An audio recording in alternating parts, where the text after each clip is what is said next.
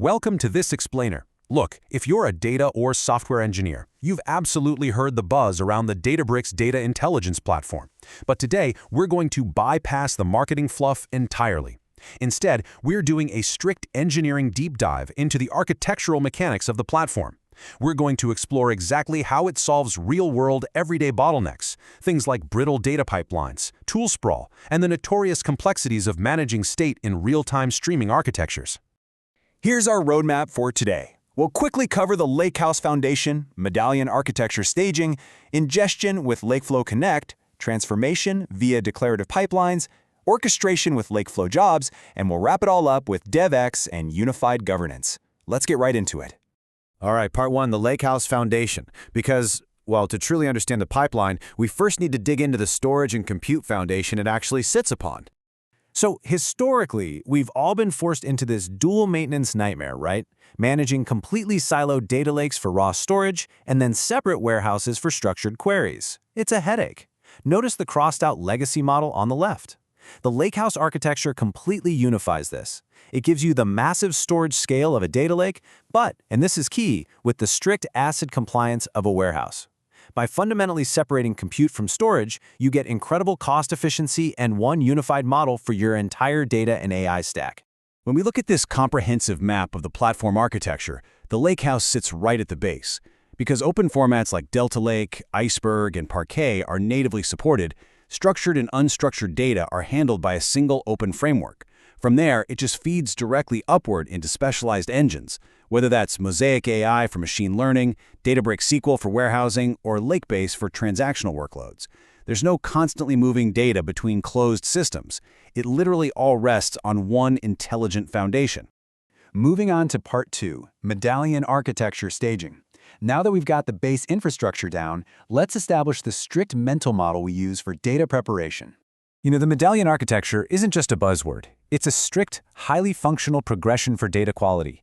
Your data lands completely raw and unfiltered in the bronze layer, perfectly preserving the exact state of your source systems. From there, it funnels into silver, where it gets cleansed and conformed. And this is crucial. This is exactly where we handle slowly changing dimensions, or SCD, to track historical state.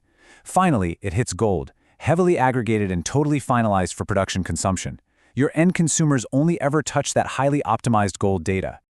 Which brings us to part three, ingestion with Lakeflow Connect. With our staging zones locked in, let's execute the very first step of our pipeline, getting that data into bronze. So, how do we actually move the data in without building those super brittle custom extraction scripts we all loathe? Enter Lakeflow Connect. It acts as the gateway, providing scalable, serverless ingestion connectors that just seamlessly pipe data from external SaaS apps and databases, like Postgres, Salesforce, Workday, or ServiceNow, directly into our unified architecture. You can set the whole thing up via a UI or an API. Bottom line, your team spends way less time writing boilerplate and more time engineering actual value.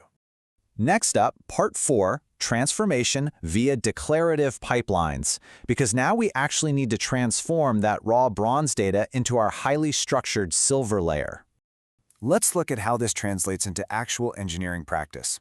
And let me be clear, this is not just some drag-and-drop tool for business users. As we can see in this Python code, engineers build robust Spark declarative pipelines using pure code.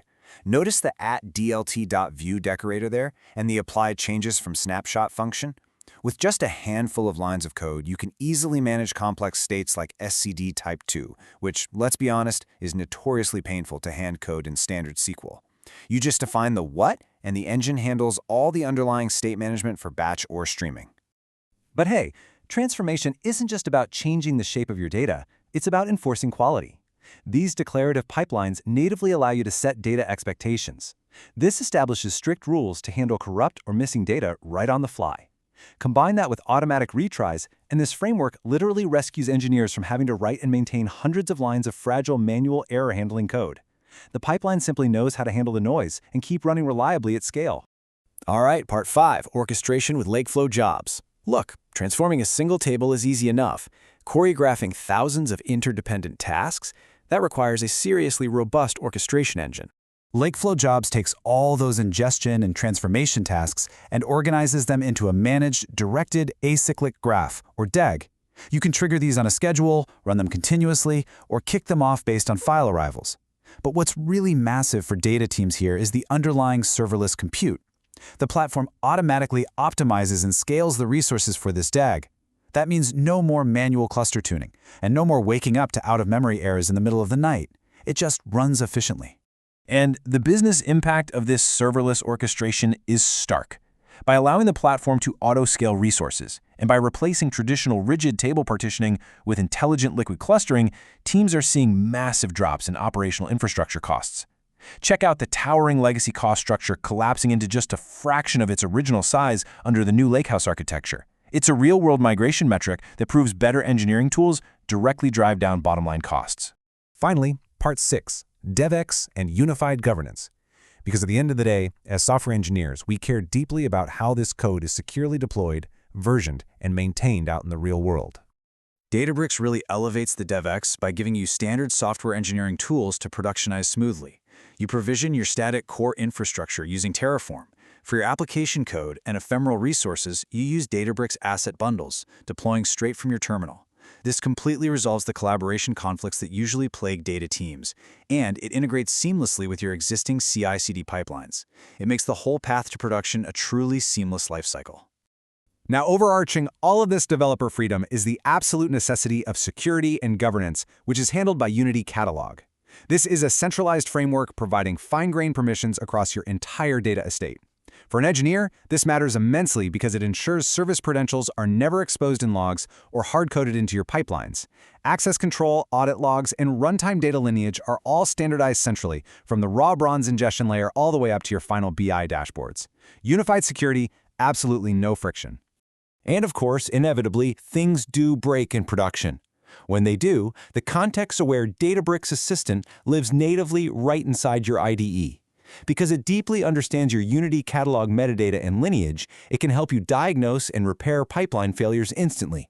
Actually, it's not just some generic chat tool. It's a highly specific, context-aware AI assistant that drastically cuts down the time it takes to troubleshoot complex tags or debug PySpark code. Which brings us to our final thought for this explainer. Ask yourself this: how much time does your engineering team currently spend fighting infrastructure, tuning clusters, and managing brittle state logic versus actually building value-driven declarative data pipelines? If you're tired of battling tool sprawl, deployment conflicts, and governance nightmares, it might just be time to evaluate how a unified intelligence platform could transform your engineering lifecycle. Thanks for joining me on this deep dive.